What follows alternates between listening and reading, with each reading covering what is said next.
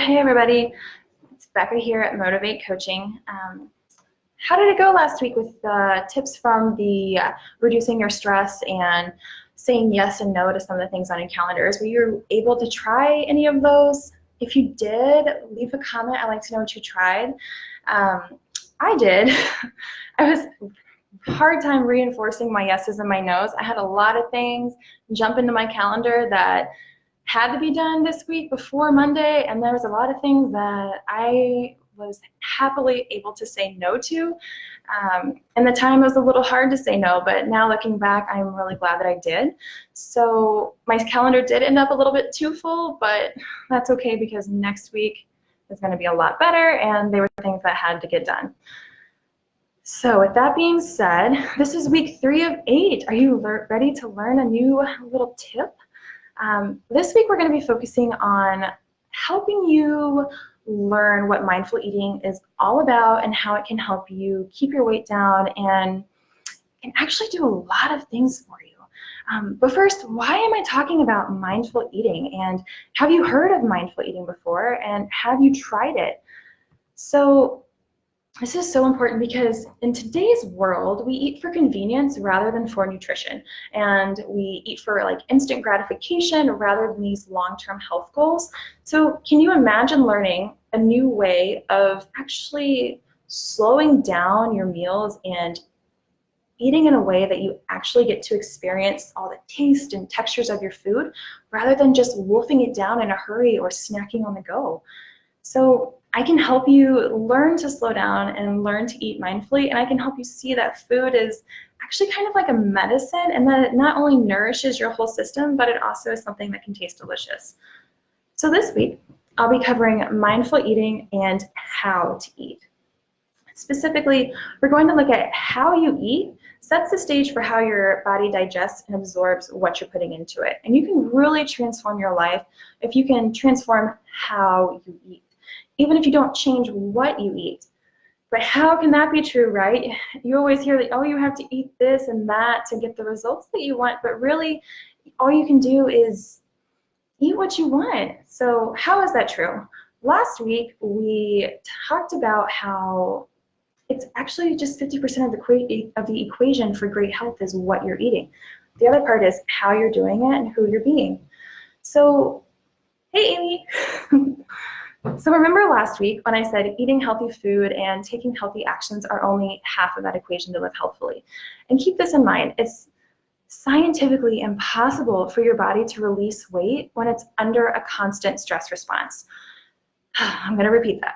It's scientifically impossible for your body to release weight if it's under a constant stress response. So this is so huge, and this is a big reason why when my clients ask me to just tell them what to eat, that I don't do that. And some of them, that's what they want. Not everybody, but some of them do. And I know once upon a time, I was the exact same way. Like I told my trainer, just tell me what to do so I can make this happen, and it didn't happen. So my response to that is, yeah, I can tell you what to eat, but unfortunately, you're still not gonna lose the amount of weight that you want, and I wouldn't be the coach you expect me to be if I told you that you would, and then I would explain why. So why do you think that's such a hard thing for people? I know it used to be really hard for me to grasp too. Yeah, why do you think it's so hard for people? Just leave a comment. I'd like to know your thoughts. It's hard because it requires habit change. And moving from a constant stress response into this relaxation requires serious habit change. And oftentimes this is scarier for people than giving up sugar or caffeine or cutting back on their processed foods. And this is right where mindful eating can come into play. So what is mindful eating? Mindful eating means taking the time to honor your food by choosing high quality foods, and you prepare it with care, and when you're eating, you actually slow down and you mindfully use all 5 of your senses to really enjoy it. It means allocating that quiet time to prepare and enjoy eating your meal without feeling like you're rushed or multitasking at the same time. Mindful eating is a way of saying to yourself that you respect your body enough to be mindful of what you put into it and of who you're being and of the way that you're eating in that moment. It's kind of like In a way, you can kind of think of eating as like a meditation, which means that you're choosing to be present with your food in that moment and in the way you're eating in that moment. So my clients find that eating mindfully helps them to sense intuitively when they're too full so that they don't go over that edge or that tipping point and overeat. They gain more satisfaction from eating. They develop a healthy relationship with food. They start to see food as medicine, and then they discover these new tastes and textures, and they start to get really creative and curious about new things. It improves their digestion, so that means like less gas and bloating, and then can start having regular bowel movements. They might discover food sensitivities, and it creates these healthy habits that just make you feel like you're more alive and energized. So how will you know if it's time for you to learn to eat mindfully? So below are some kind of like symptoms, or if you experience them, then it may be time to consider it. So here's my list. If you get bloated after eating, or if you scarf down your food like there's just no tomorrow and you just have to get it in right now, if you eat just to feel full and not to actually enjoy the taste and the textures, you eat to numb out. Maybe you've told yourself before that you'd like to learn to enjoy eating healthy foods or doing healthier things. Let's see, you feel bloated easily, you gain weight easily, maybe you crave sugar or starchy foods. You have difficulty focusing, or you get that foggy brain feeling. Maybe you feel lethargic after eating, so you just have to go take that nap. Or you have allergies or hay fever. Maybe you feel addicted to eating foods that just aren't healthy for you and you just can't stop. You tend to gain weight easily, especially around your belly. And maybe you have extra pounds that just won't come off with all of the diet and exercise that you've been doing. So here's an exercise that you can try out this week. I recommend to try it for at least 7 days and see how it goes for you. It's called the 20-minute meal. And this tip is really where it's at. This is the one that I found it really had that cascade effect, and it just triggered everything else to fall into place. So if you can get this down, you'll gain so much insight about you and your body. And it's really nice because it takes very little time, like 20 minutes max. It doesn't cost you a thing. It doesn't require willpower or motivation, and you don't have to change anything you eat.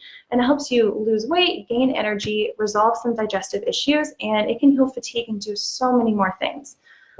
Holy crap, right? So many things for something that's free. Who would have thought? I will put a link in the comments after the video for that.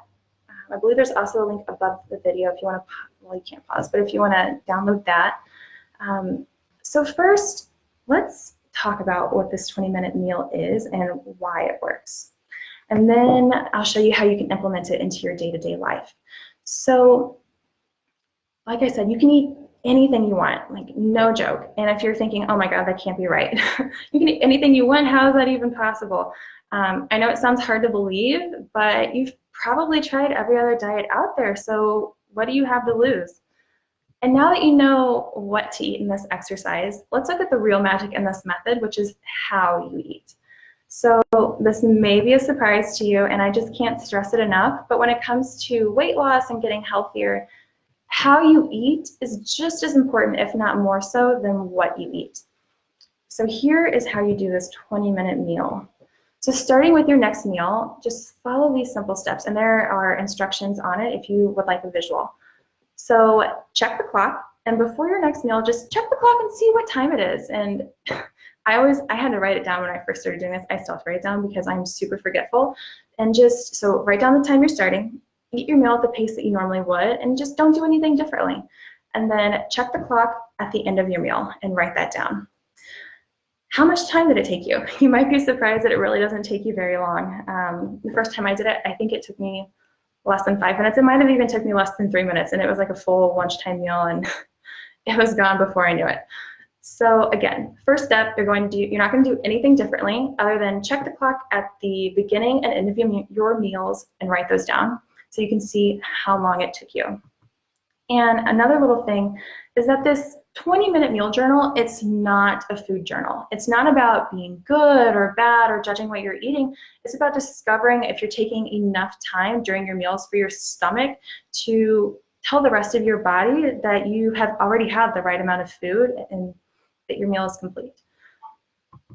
Step 2 is at your next meal, you're going to check the clock again, and you're going to increase your time by 5 minutes. So let's say your first meal took 3 minutes, then you're going to increase that by 5, and that means you're going to try for a total of an 8-minute meal this time. And I like to set a timer so that I'm not constantly looking at the clock and thinking, oh my gosh, do I have enough time, blah, blah, blah. I can actually just sit there and be present with my meal, because that kind of defeats the purpose if you're stressing about what time it is and how much time it's been. So then you're going to document that in the journal. How long was the meal? And ask yourself, when did I start to feel full? What was my mood? And were there any aha moments that I had? And when I first did this, I remember thinking, oh my God, I am not going to be able to eat all of this within this time frame because I had way too much food on my plate. And then my thoughts started going to, oh my God, is there going to be enough time? Am I going to be able to get it all in? And yeah, your mind will go in so many different places. And there might be a lot of emotions that come up, and that's what this 20-minute meal journal is for. It's to write them down and so that you're aware of them. Step 3 is to keep repeating step 2 with each meal. So you just keep adding on 5 minutes until your mealtime is at that 20-minute mark. And again, it's really easy to just set a timer so you don't have to consciously think about it. And you're just like, okay, I got this 20 minutes. When my timer goes off, I'm done. If I'm finished before that, that's okay. Just write it down and notice it.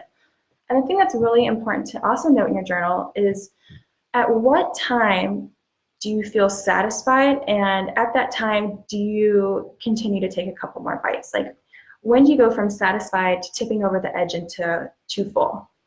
Because there's that turning point where you're going to be like, oh yeah, I feel really good now. Write that down. And then maybe you take a couple more bites and you're like, oh my God, I shouldn't have done that. That's just way too much. So what time did that happen? Was it like maybe 6 or 7 minutes in? Was it 10 or 11 or 12? Just be sure to note that in the journal, because it's going to start to teach you when you're satisfied and when you're actually complete with your meal. And you're also going to see something that may surprise you, and that is that you probably really don't need as much food as you put onto your plate. I still do this. I put way too much food on my plate, and then I get about, maybe halfway through, or like 3/4 of the way through, and I'm like, oh my God, now I'm gonna waste this food. And that's what I started thinking at first, is I'm just wasting all this food. But really, it's like, okay, I have half of this meal left, but really it was a full meal, so why not just save it for leftovers for later? And the crazy thing is that you're not going to feel deprived with this. You'll actually feel like you're not missing out, and you're going to feel great because you haven't tipped over that edge yet. And it does take some time to get used to. I know for me it was a little hard to get over the fact that, oh my God, there's still food here. And that's just what I kept coming back to, because it was drilled in my head when I was younger that you have to eat everything on your plate. But it's doable, and it will take you a little bit of time to get used to it. So the final step of this is making each meal for the next 7 days a 20-minute meal. And another thing to note, I think I just said it, is to note when you get uncomfortably full. Like, so full that it's like you need the yoga pants, or you need to unbutton that top button of your pants so that you stay comfortable. And when do you reach that point? And if you're one of those people who think that you just can't take a lunch break, or you just don't have time for breakfast in the morning, you can fit it in. It might not be 20 minutes, and that's okay. Even if it's just 5 minutes, that works too.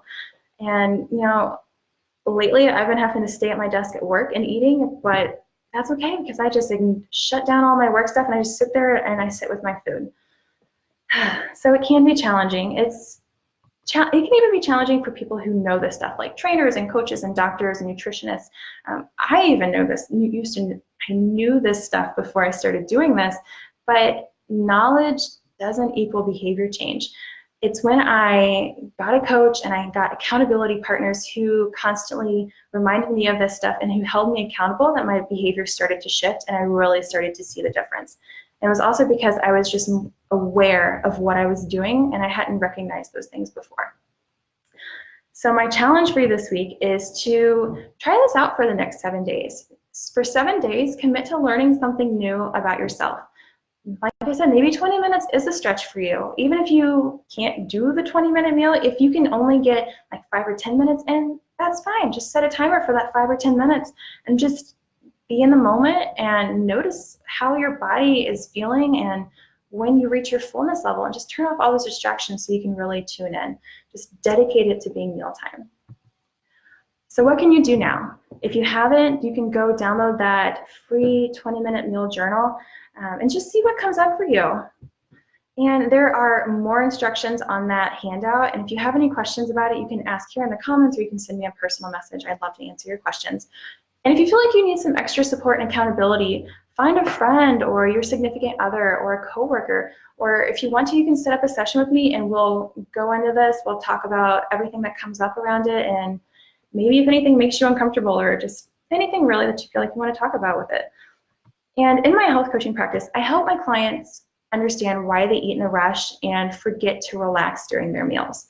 Then I lead them through this step-by-step process to learn how to eat mindfully and to learn what to eat for their unique body type. So if you answered yes to any of those symptoms above, or if you just want to learn how you can step back and slow down, then I will post a link in the comment section, and I think there's one above the video too.